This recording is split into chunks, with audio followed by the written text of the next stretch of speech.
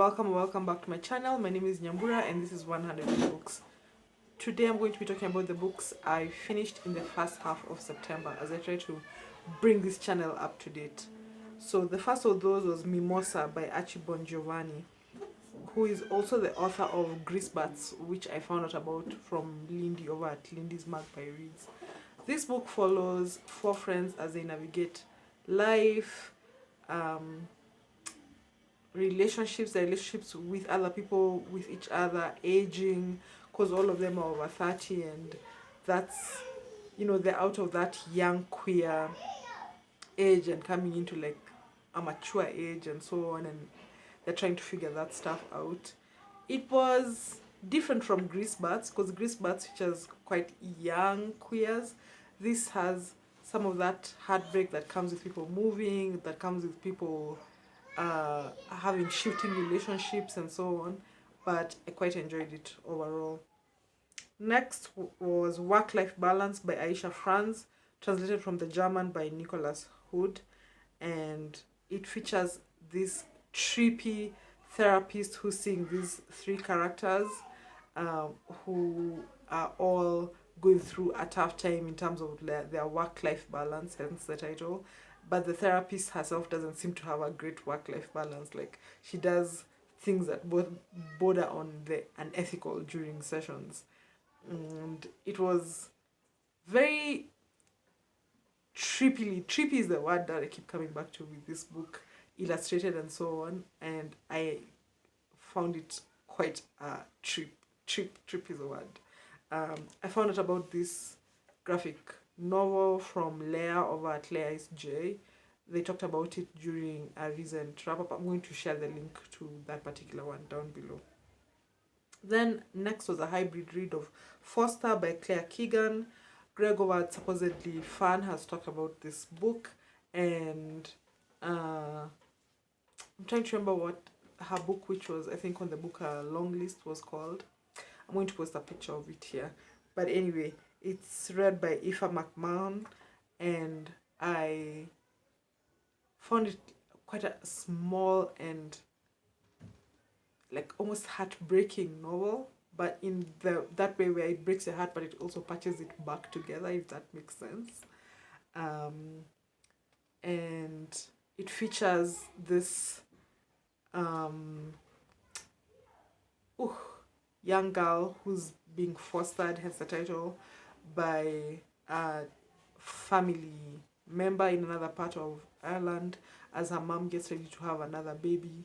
And the family that's fostering her the couple that's fostering her is also going through their own emotional roller coaster in the process of fostering this child in a town where people talk and gossip and all of that. But they're also such kind people and generous people, and you really feel the love that they have for this foster child. It's, as I said, very slim. I happened to, as I said, do a hybrid read, but it was one of those times when it's an American version being paired with a UK audio or vice versa. I think it was, yeah, American text, UK audio. So there were times when there was that friction, as you know, but on the whole it was a good read. Next is Flawless Lessons in Looks and Culture from the K Beauty Capital by Elise Hugh, which I did as a hybrid read, and it's read by the author. This is a really interesting look at Korea and its place in the global market of ideas about beauty, about presentation, about femininity, and so on. And I enjoyed it so much. I walked a lot, did a lot of chores as I was listening to it, because it was so good. And I highlighted a lot of stuff about how the country has actively exported its beauty culture, not just on a commercial level, but also on a diplomatic, like governmental level and so on. So if you're interested in that sort of thing, like how do certain beauty trends come to be, how do certain companies rise to the top and so on, I think you'll enjoy this. Next was Parachute Kids by Betty C. Tang. This I read because it's on the long list of the National uh, Book Awards list of young people's literature. And it follows these three children as they are left in the US. They are what are called parachute kids. So the idea is that their parents come, take them to the US. I'm not saying bring them like I live in the US. Take them to the US and then leave them there to live by themselves. And so we're following these three kids. A teenager who's going towards the end of high school, her brother who's also in high school, and their youngest sibling who's our narrator, who's in middle school. And so we follow them as they go through all sorts of adventures and misadventures that come with being in the country, with a new culture, new language, because they've come from, if I remember correctly, Taiwan.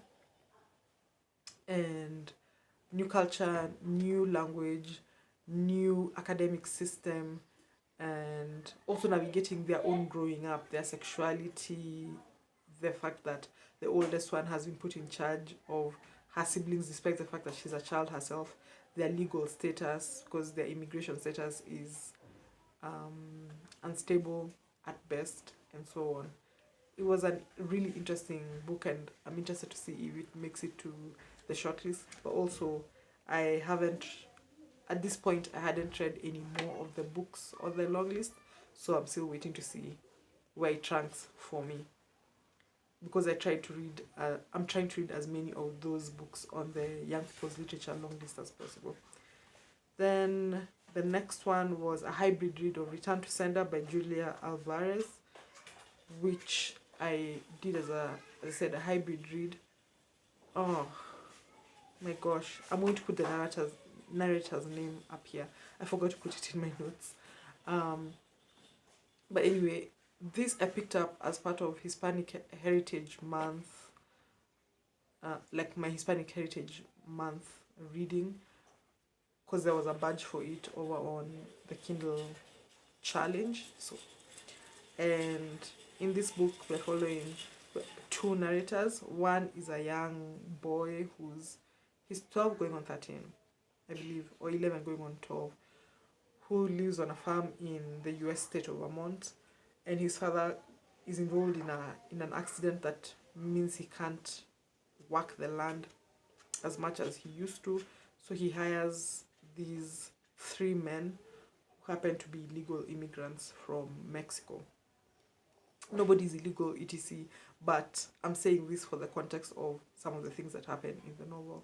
And then the other strand of the novel is the firstborn child of one of the three men who's hired, who's the only child who was not born in the US of the three children this man has. So she's also quote unquote illegal.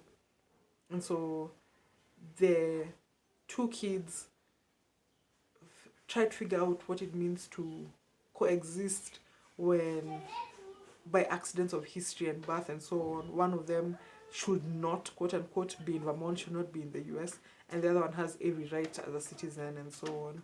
And they develop a friendship, they learn how to be kind to each other and to make allowances for their different life circumstances and so on, while also dealing with the specter, and it's a specter, of immigration authorities and so on. I found it really heartbreaking but also heartwarming, and I can't wait to read more from Julia Alvarez. The last book I finished in the first half of September was Wannabe, Reckonings with the Pop Culture That Shapes Me by Aisha Harris. Some of us may know Aisha Harris as the host of Pop Culture Happy Hour on NPR. And so this book follows her life over time. It's almost like a memoir written through pop culture ideas, and I really enjoyed it because she writes from a very particular perspective as a black woman, a woman who's chosen not to have children, a woman who grew up in a household that valued black culture and so on. And yeah, I enjoyed it. I read it slowly. I annotated it a lot and so on, and I'm definitely going to be listening to more pop culture happy hour just to hear her voice, because her writing voice is really something. And that's it. That's all the books I finished in the first half of September. The goal here going forward is that I'll be doing these weekly. So you'll be seeing me soon talking about the books I finished in the week ending 24th September. And then after that, it'll be weekly updates. Crossing our fingers here, because we all know how I've been doing so much remedial work. But thank you for sticking with me, and for anybody who's a new subscriber, thank you for subscribing during this time. It means a lot to me, and I hope to see you soon. Thank you for watching. Bye.